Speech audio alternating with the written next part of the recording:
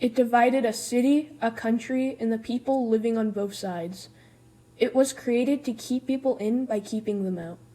The Berlin Wall, the rise and rapid fall of the Cold War's greatest symbol.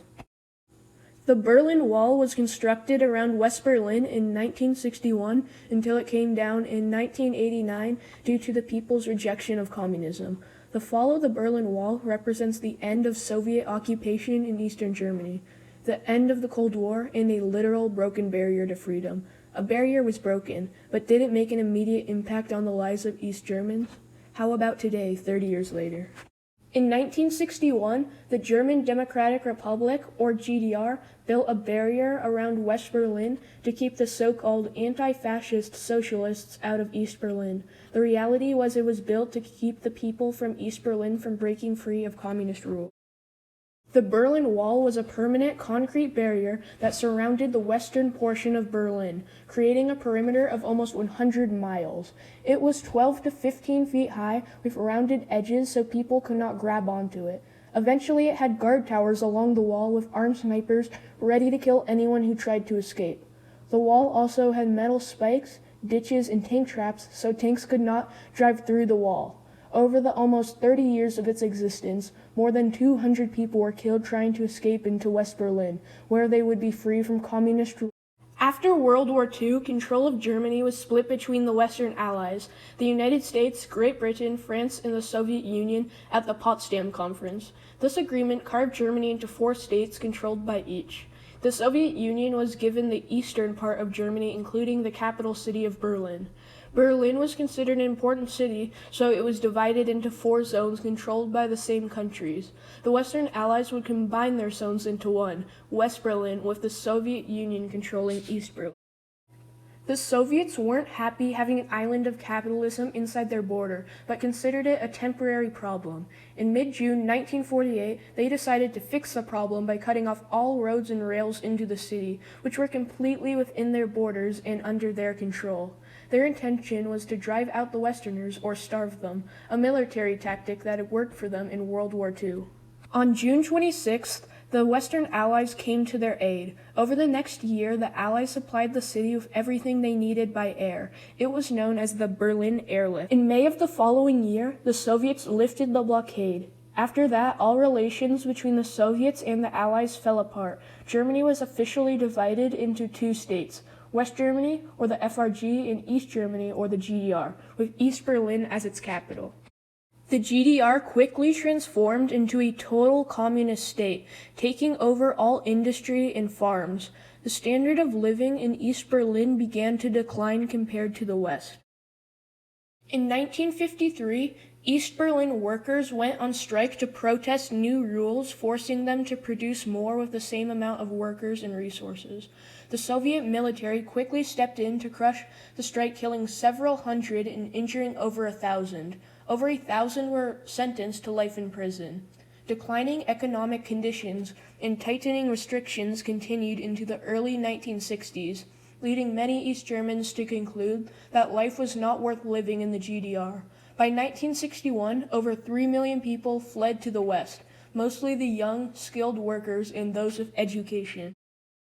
West Berlin was the easiest place to cross the border since it was a busy city with thousands of people crossing the borderline every day for work.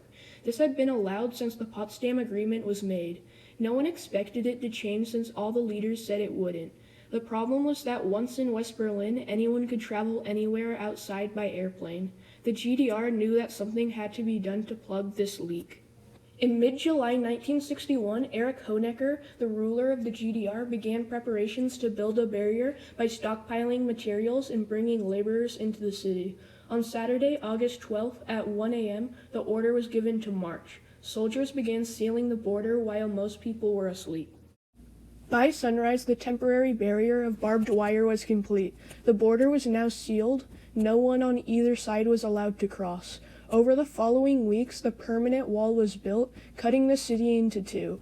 It suddenly separated friends, families, or anyone who happened to be on the wrong side that night. The people on both sides were angry, but the Western Allies did nothing.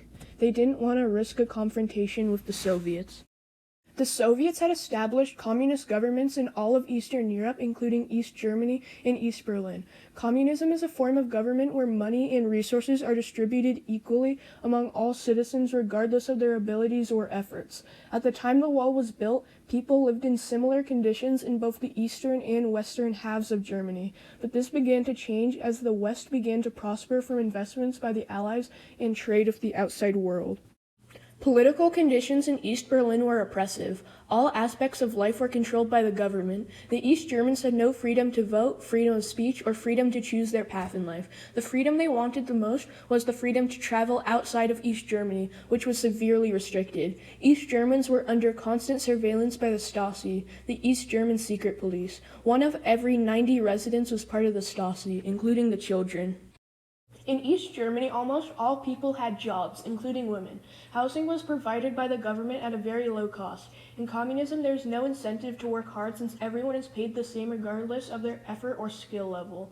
The factories did not produce enough goods because there was no incentive to meet the demand. Household items widely available in the West were scarce or not available to buy at all in the East. Education and healthcare were free but below average by Western standards.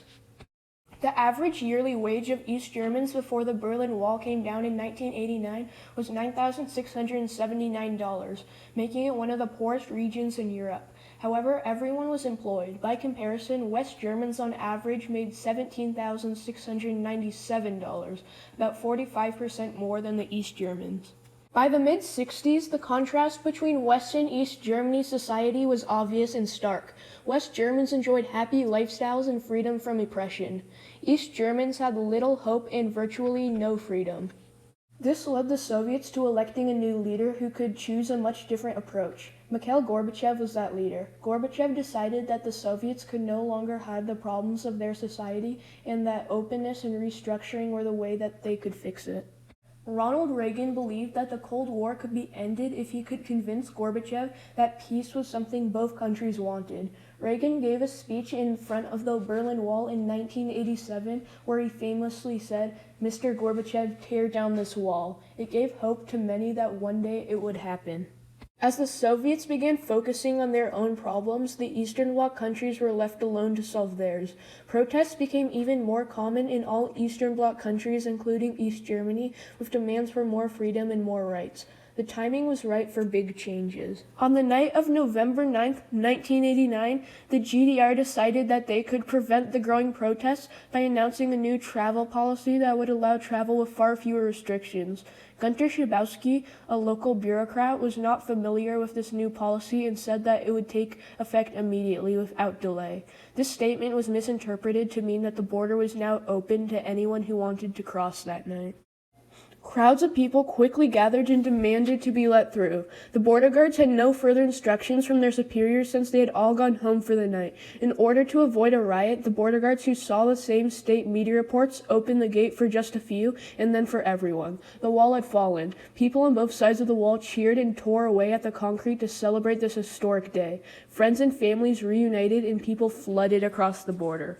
Did the fall of the wall make the lives of East Germans better? Yes and no. Those that had needed skills and education were able to find a better life in West Berlin or elsewhere. About 15% of East Berlin's population left after 1989. As the two parts of Germany were reunified, East Germans were reintroduced to a foreign capitalist system where work and living expenses were not controlled by the government. Many lost their jobs shortly after the wall came down, as most industry in the East was not competitive in the modern world economy. Most former state workers could not compete for jobs in a new market economy and were forced to draw on welfare benefits to get by. Women lost their jobs, their maternity benefits, and childcare. Some East Germans who had been part of the government or the Stasi were blacklisted and could not get jobs.